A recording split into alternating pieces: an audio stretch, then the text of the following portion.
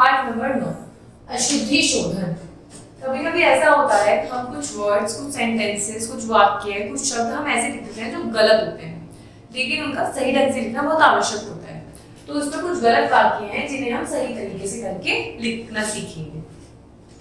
प्रायः हम शुद्ध लिखना चाहते हैं, किंतु अभ्यास की कमी के कारण कुछ शब्द अशुद्ध लिख देते हैं। भाई practice makes a man perfect. जब तक हम जिस चीज की जितनी प्रैक्टिस करेंगे उतनी हमारी वो चीज अच्छी होती चली जाएगी। हम चाहते तो हैं कि हम हिंदी भाषा को सही ढंग से लिखें, सही तरीके से लिखें, पर ऐसा होता है कि जब हम लिख नहीं पाते हैं या लिखने की कोशिश नहीं करते हैं या प्रयास नहीं करते हैं तो कुछ शब्द हम गलत लिख देते हैं। इससे हमारी भाषा क्या होती है बेटा, अशुद्ध हो जाती है, जो अच्छा प्रभाव नहीं डालती। भले ही यह अशुद्धि या गलती छोटी सी ही क्यों ना हो, यह पूरे वाक्य को अशुद्ध बना देती है। बिल्कुल, चाहे गलती छोटी हो या बड़ी हो, पर आपका शब्द या वाक्य तो अशुद्ध ही हो जाता है ना। वर्तनी को शुद्ध करना ही अशुद्धि शोधन कहलाता है। जब हम किसी स्पेलिंग को सही करते हैं तो उसको ही हम अशुद्धि शोधन कहते हैं, जो है हमारा चैप्टर का नाम। इसके बारे में हम पढ़ रहे हैं। अब हम कुछ अशुद्ध शब्द पढ़ेंगे और देखेंगे कि उन्हें शुद्ध तरीके से कैसे लिखा जाता है। अशुद्ध शब्द में देखो जमुना, जबकि वो होता है यमुना। ये की जगह इसमें क्या लगे बेटा, जय की जगह ये। पत्नी, तो न पे बड़ी की मात्रा आती है, तय पे मात्रा नहीं आती, तो पत्नी को इस तरीके से लिखा जाता है। दिवाली, द पे बड़ी की मात्रा आती है तब दिवाली से ही होता है। बाजार नहीं होता, होता है बाजार। कवि पे बड़ी की मात्रा नहीं आती, कवि पे आती है छोटी ई की मात्रा, कवि। इस तरीके से कवि को लिखा जाता है। गुरु, गुरु। पूज्य, पे छोटे की मात्रा है इसके अंदर, जो कि गलत है। पे आएगी बड़े की मात्रा, पूज्य। विद्यालय नहीं, ये होता है विद्यालय। इसमें द और ये की साउंड होती है। इसमें इन्होंने बच्चे ने क्या लिखा है, विद्या की साउंड, को गलत है। व्यस्त नहीं होता, व्यस्त होता है, मतलब आधा व लगेगा और आधा ही से लगेगा। अतएव नहीं होता, अतिएव होता है। छुट्टी, छह पे बड़े की मात्रा नहीं आती, छोटे की मात्रा आती है और द इस तरीके से लिखा जाता है। मूर्ख पे छोटे की मात्रा नहीं आती, बड़े की मात्रा आती है, जिसे हम कहते हैं मूर्ख। नमस्कार में श नहीं आता, आधा से आता है, नमस्कार। तिथि में हम दोनों पे त और थ पे बड़े की मात्रा नहीं लगाते हैं, लगाते हैं छोटी की मात्रा, तिथि। तो इस तरीके से आपने देखा कि हम किस तरीके से लिखते हैं और किस तरीके से हमारी जो स्पेलिंग होती है, हम बोलते तो सही हैं पर वो लिखी गलत जाती है। जैसे इसमें लिखा है महोदय, महोदय नहीं होता है, होता है महोदय।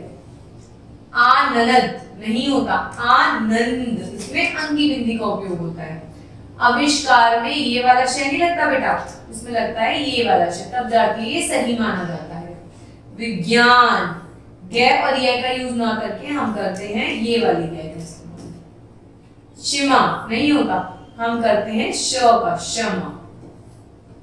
अस्पताल, इसमें हम लगाते हैं आधा से, अस्पताल। उम्मीद, उम्मीद में हम लगाते हैं आधा में, तब बनता है हमारा सही शब्द उम्मीद। त्योहार, इसमें हम दो मात्रा नहीं लगाते, आती है एक मात्रा, त्योहार। पड़ोसी, दो मात्रा नहीं आती पड़ोसी पे, पड़ोसी। पड़ोसी नहीं होता, पड़ोसी होता है। पेन नहीं होता, होता है पेन, पेन। बीमारी, बीमारी पे बै पे छोटी की मात्रा नहीं आती है, बै पे आती है बड़ी की मात्रा, तो हमारा बनता है सही शब्द बीमारी। वापस, वापस नहीं होता, होता है वापस। इसमें छोटी की मात्रा कहीं पे भी नहीं आती है।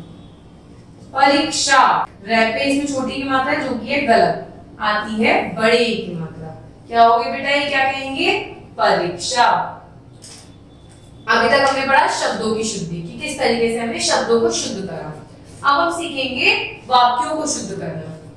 जैसे मैंने खाना नहीं खाया, तो हम इसे सही शुद्ध वाक्य कैसे लिखेंगे, मुझे खाना नहीं खाना। घोड़े को काटकर घास खिलाओ, क्या ये पॉसिबल है कि घोड़े को काटकर कैसे घास खिलाएंगे, कोई सेंस नहीं बन रहा। लिखेंगे घास काटकर घोड़े को खिलाओ। वह घोड़े पर गिर पड़ा, घोड़े पर कैसे कोई गिर सकता है, इसमें हमें पर नहीं लगाना, हमें लगाना है वह घोड़े से गिर पड़ा। वह लौटा आए, नहीं, वह लौट आए। आपका स्वास्थ्य कैसी है? क्या स्वास्थ्य स्त्री जाति को बोलकर आता है? नहीं, वो करता है पुरुष जाति को, तो बोलेंगे आपका स्वास्थ्य कैसा है। वह पागल आदमी हो गया। पागल आदमी कैसे हो सकता है? वह आदमी पागल हो गया। मेरी परीक्षा समाप्त हो गई। मेरे परीक्षा या फिर मेरी परीक्षा समाप्त हो गई है। इस तरीके से बेटा हमने देखा कि हम लोगों को मेरे, मेरी, हा, ही जो भी हम मात्राएं लगाते हैं, जिसके साथ हम क्या यूज कर रहे हैं, तो हमें सब चीज का ध्यान रख के एक सही शुद्ध वाक्य बनाना चाहिए जिसका सही अर्थ निकल पाए। अब देखिए इसमें लिखा था घोड़े को काटकर घास खिलाओ, तो क्या ये पॉसिबल है कि घोड़े को पहले काटो और उसके बाद उसको घास खिलाओ? गलत है। घास को काटकर घोड़े को खिलानी है हमें। तो हमें वाक्यों को पढ़ के शब्दों को पढ़ना है और देखना है कि क्या इसका कोई सही मतलब निकल पा रहा है।